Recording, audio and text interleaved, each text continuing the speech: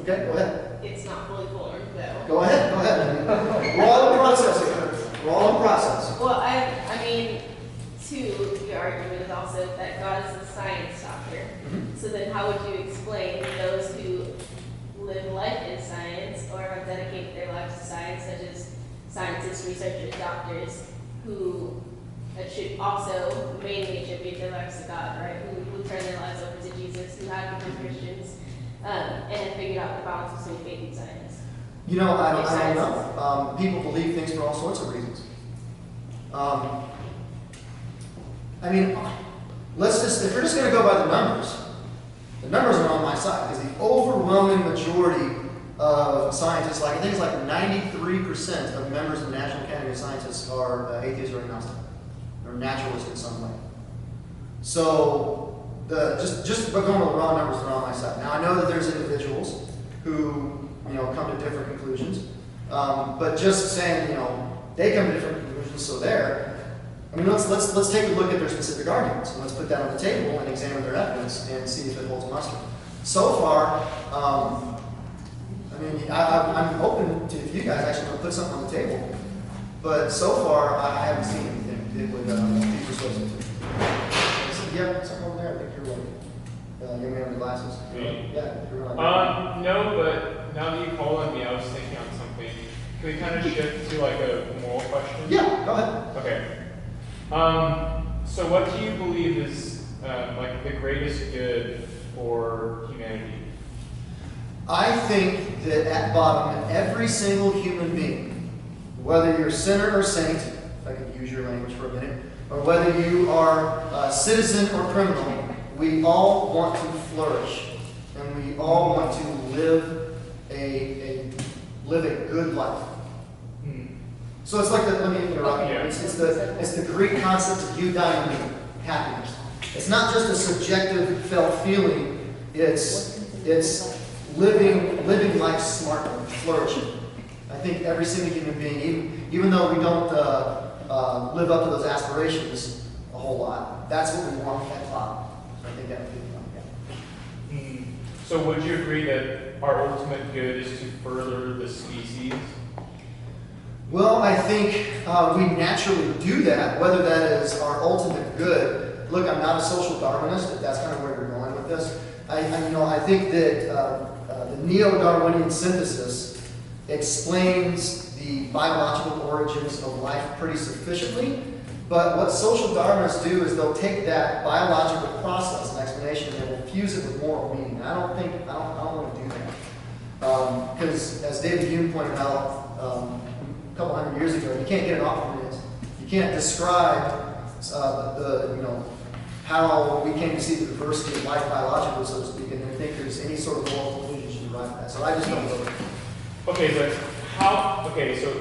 if you're an evolutionist, how do you explain the concept of a conscience, which we all kind of feel?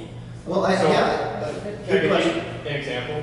So when we're learning about World War II in history class and how Hitler killed, disabled people for being disabled, why do we initially think, oh, that's wrong? Why aren't we like, oh, he's getting rid of the slow people?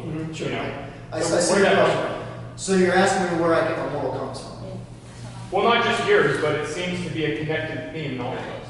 So how do you explain it? Yeah, well, that's a good point, because I'm not a relativist. So I don't think that I got my moral truth, and then you got yours, and it's like ice cream flavors. I reject relativism. It's pretty obvious that it's false. I am what is called a moral realist. Moral realism states that what is right and wrong is independent of human opinion or human thought. So even if Hitler convinced everybody that what he was doing was right, it would still be wrong. So it's an objective moral value. Now, where do I get that from? I think this is really simple, but I don't think you need the Bible to tell you right from wrong. I think all you need is empathy. Compassion, which most of us, unless we're like sociopaths, most of us naturally feel. We feel natural compassion and empathy for our fellow human beings, and we can use that to pretty much know that it's wrong to hijack planes and run them into buildings. But notice what led those guys to do that. It's religion. It's their belief in a higher power.